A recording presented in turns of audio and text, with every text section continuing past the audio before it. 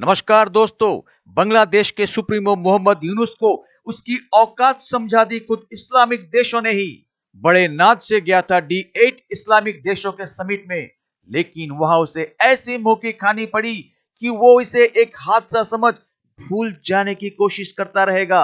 उस समिट में किसी भी इस्लामिक देश ने मोहम्मद यूनुस को इतना भी घास नहीं डाला कि वो किसी भी इस्लामिक राष्ट्र से बाइलेटरल टॉक्स के बारे में पहल भी कर सके। सिर्फ पाकिस्तान के पीएम शहबाज शरीफ ने उसके साथ अपना दुखड़ा साझा किया। वो कहावत है ना, चोर चोर मौसेरा भाई। तो आइए देखते हैं वीडियो में इस बारे में किसने क्या बात कही, और मिलते हैं वीडियो के अंत में अपनी बात लेकर। अगर दिल करे तो सब्सक्राइब भी जरूर कर देना। बांग्लादेश अब अपने ही जाल में फंसता जा रहा है। पाकिस्तान और चीन से दोस्ती उसे भारी पड़ रही है। दुनिया के तमाम मुस्लिम मुल्कों ने किनारा कर लिया है। अमेरिका जैसे सुपर पावर ने फाइटर प्लेन देने से मना कर दिया है। अब सोचिए कि मोहम्मद यूनुस अगर वजीर आजम बना तो और इसको बांग्लादेश का कुछ भला करना होता तो वो भारत के साथ अपने रिलेशन को अच्छा रखता, वो अमेरिका के साथ अपने रिलेशन को अच्छा रखता, वो ब्रिटेन के साथ अपने रिलेशन को अच्छा रखता, वो मिडिल ईस्ट के साथ अपने रिलेशन को अच्छा रखता। अगर उसको बांग्लादेश को इंप्रूव करना होता, डेवलप करना होता, रिफॉर्म करना होता, लेकिन मोहम्मद यूनुस को ऐसा कुछ नहीं करना था। इसलिए मोहम्मद यूनुस अपनी दोस्ती पाकिस्तान के वजीर आजम के साथ अच्छा कर रहा है, जिसको पूरी दुनिया ने थूक दिया है। बादशाह तब होता है जब उसकी संतुलन होती है, उसके बगैर वो बादशाह नहीं है। इसी तरह यही बंगालियों का समझना था कि हम वो बादशाह है, हम उनकी संतुलन है, हमारे पास हमारी आवाम उनका काम करती है, तो वो उनकी भी इकोनॉमी चलती है। और ये राइट है, ये कोई इस तरह की बात नहीं है कि जो हम इस पे ना इत्तेफाक करें। इसी तरह कि बंगाली काम करते थे, वो इंडस्ट्री उन्होंने लगाई है तो उनमें बंगाली काम कर रहे थे, चाहे मालिक इंडिया। ये मतलब it's not an easy. India is a nuclear power country with a lot of missile capability. They know how to defend their nation. But these theories come forward. ऐसी theories आती रहती हैं, discussions होती रहती हैं, ठीक है। कई लोग समझते होंगे शायद ये पाकिस्तान के लिए बड़ा मौका है इंडिया से बदला लेने का, कि इंडिया ने पाकिस्तान को दो हिस्सों में टुकड़े किया। So there is this moment that Pakistan can take an advantage of the situation and Pakistan can divide India into two. Obviously this is not possible. ना पाकिस्तान ये सोचता है, ना पाकिस्तान ये करता है, ना पाकिस्तान की ये इंटेंशन होनी चाहिए। उसकी वजह ये है कि India is a sovereign independent state and any attempt by any country, not Pakistan, by any country to divide India is highly outrageous. It should be unacceptable because India has its own international borders.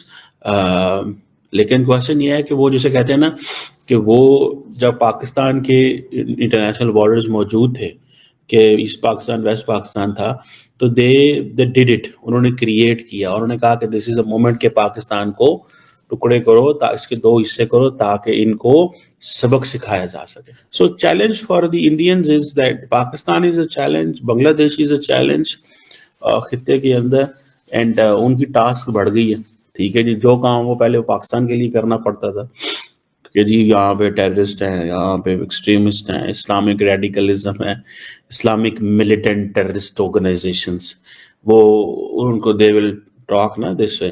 पहले तो हसीना वाजद उन तमाम militants के take care कर रही थी जो Jamaat Islami largely थी, ठीक है जी। तो जमात इस्लामी वो तो वैसे ही दबाया हुआ था हसीना वाजद ने, और मारती थी काफ़ी ज़्यादा, उनके लोगों को सजाएं मौतें दी हुई हैं उसने। बड़ी टफ खातून थी, इसमें तो कोई मुझे आप जिसे कहते हैं ना वो ये चीज़ बड़ी मुश्किल चीज़ थी मुझे नज़र जो आती है। बहरहाल इसमें देखते हैं कि व्हाट कम्स ऑन दिस, क्योंकि ये जो बांग्लादेश के हवाले से इंडियंस ये कहते हैं कि वो कहते हैं इंडियन बंगाली ग्रेटर बांग्लादेश की बातें कर रहे हैं, इंडियंस कह रहे हैं 3 दिन में काट देंगे, फेंक देंगे, मार देंगे, उड़ा देंगे, ठीक है। अच्छा, वो जो अकाउंट है नहीदुल इस्लाम का या बाकी जो लोग कह रहे हैं, मतलब they are not that much, कोई इतने वो नहीं है, लेकिन फिर भी the more you find such kind of case studies the better it is for you. यार ये कैसे बांग्लादेशियों, तुम में इज्जत नाम की चीज है कि बेचकर खा गए चावल के साथ? कुछ इज्जत है, कुछ गैरत है यार। ऐसे तो एक डिस्ट्रिक्ट बिहेव नहीं करती, तुम अपने आप को देश कहते हो, तुम्हें शर्म नहीं आती? वो भी खैरात में मिला हुआ देश हमने बना के दिया तुम्हें यार। चलो थैंक यू नहीं बोला तुमने, ठीक है, तुम्हारे माँ बाप ने तुम्हें ऐसे संस्कार नहीं दिए कि तुम थैंक यू बोलो, वो कोई बात नहीं यार। मुझे लगता है इनका देश तोड़ना पड़ेगा, बांग्लादेशियों को और मोहम्मद यूनुस को ना, तो इसके गले में पट्टा बांध के इसको नोएडा में घुमाएंगे। इनकी इकोनॉमी ठीक होनी है, तुम्हारी इकोनॉमी तो अभी हम डिसमेंटल करते हैं, रुक जाओ। नहीं, तुम्हारे कपड़े की मिलें बंद करके बांग्लादेशियों तुमसे भीख नहीं मंगवाए ना सड़क पे, तुम मांग ही रहे हो तुम, पर अभी तुम एलिट लेवल पे भीख मांग रहे हो। अभी तुम मांग रहे हो 50,000 टन की भीख, आधा पाव किलो चावल की तुमसे भीख ना मंगवाई तो नाम बदल देना मेरा, देखना अभी तुम्हारा क्या होता है। बहुत हीरो बन रहे हो तुम। ये सर बेसिकली मुद्दा ये परेड होगी इनकी, पट्टा परेड। मुद्दा ये है ना कि भाई साहब लोगों को वही वो आप कहते हैं, मैं भी मानता हूँ डीएनए वाली आदत है। हाँ। सेम डीएनए, हरकतें थोड़ी नहीं बाज जाएंगी। हाँ। कहते हैं ना कि खानदानी शौक और खानदानी चीजें सब जाती थोड़ी नहीं है। हाँ, अब इनके खानदानी शौक है, भीख मांगना इनका खानदानी रिवाज है सर। हाँ। इनके अब्बू दादू सब मांग रहे हैं। हाँ। और इसके आगे जो है यार मुझे ना एक बात नहीं समझ में आई जी, ठीक है, ये बताओ प्रोड्यूसर, ये कॉन्फिडेंस कहाँ से आता है बांग्लादेश के अंदर यार? कुछ फूकता है हुआ। हाँ, और वो जो फूक रहा है, हाँ। क्या वो माल तुम्हें नहीं चाहिए प्रोड्यूसर? सर कॉन्फिडेंस के लिए तो चाहिए, हैं? कॉन्फिडेंस के लिए चाहिए। क्योंकि इतना कॉन्फिडेंस, कितने इनके टोटल फाइटर प्लेन्स हैं? 44 हैं? 44 44 44-45 ऐसे कुछ। हाँ 45 इनके फाइटर प्लेन है, उतने हमारे सर्विसिंग के लिए गए हैं। ग्रेटर बांग्लादेश। यार मैं तो हंसता हूँ, ये बिल्कुल पगली कौम है क्या? बिल्कुल completely bloody uneducated mad people. 1,63,000 की फौज जितने भारतीय सेना में आज छुट्टी पे, casual leave, not annual leave. Casual. इतने इंडियन आर्मी में आज की तारीख में कैजुअल लीव पे हैं जितनी पूरी बांग्लादेश की। इनको actually on a serious note, अभी तो हम मजाक कर रहे हैं, ऐसे ही मजाक नहीं कर रहे, बट मजाक के तौर पे आपको बता रहे हैं, टेकनाफ का एरिया है दोस्तों, टेकनाफ के एरिया को उसका एक सब्सटैंशियल पार्ट अराकान आर्मी, ये लोग अपना देश नहीं बचा सकते, इनको जूते पड़ रहे हैं बहुत बुरी तरीके से, बहुत बुरी तरीके से। पर ये ढाका में स्टूडेंट लीडर, प्रोटेस्ट, झंडा, डफली, ये यही काम है इनका। This you know we are rebels. क्या रिबेल, क्या औकात होती है रिबेल की यार? खाने को खाना नहीं है तुम्हारे पास, चावल है नहीं इनके प्लेट में, चावल की भीख मांग रहे हैं, फिर रिबेल कर रहे हैं। जब भारत से पंगे लेने हैं, भारत से मालिक थोड़ा सा चावल दे दीजिए। हाँ। एकदम चल रहा है कि मालिक दे दीजिए थोड़ा सा।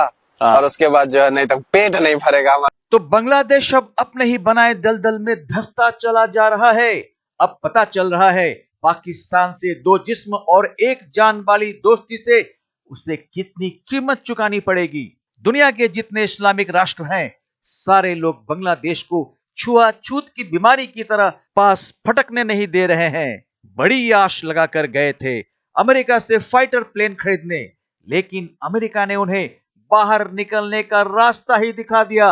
बांग्लादेश को यह समझ नहीं आया कि दुनिया के इस्लामिक राष्ट्र अभी खुद से भारत के साथ बहुत अच्छे संबंध बनाकर चल रहे हैं, दो एक को छोड़कर, जैसे तुर्की और पाकिस्तान। अब पाकिस्तान का तो कोई वजूद है ही नहीं, वो तो कटोरा भिखारी है।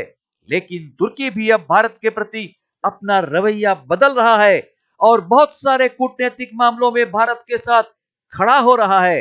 अब D8 जो कि 8 मुस्लिम देशों का समिट था और हुआ इजिप्ट के कायरो में, उसमें तुर्की ने भी मोहम्मद यूनुस को अपने साथ बायलैटरल टॉक करने का मौका ही नहीं दिया।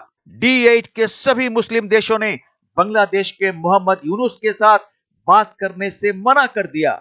इस्लामिक देशों को इस बात की समझ है कि मोहम्मद यूनुस बात करेगा तो भारत के खिलाफ ही और पाकिस्तान की तरह मांगेगा भीख। भारत के साथ बहुत सी इन्वेस्टमेंट और ट्रेड साझा करने के तहत उन लोगों को मालूम है कि भारत का ग्लोबल स्टेटस क्या है। तो ऐसे में मोहम्मद यूनुस को मुंह लटकाकर कोने में ही बैठा रहना पड़ा। तो आज बस इतना ही, मिलते हैं अगली वीडियो में, तब तक जय हिंद, जय भारत।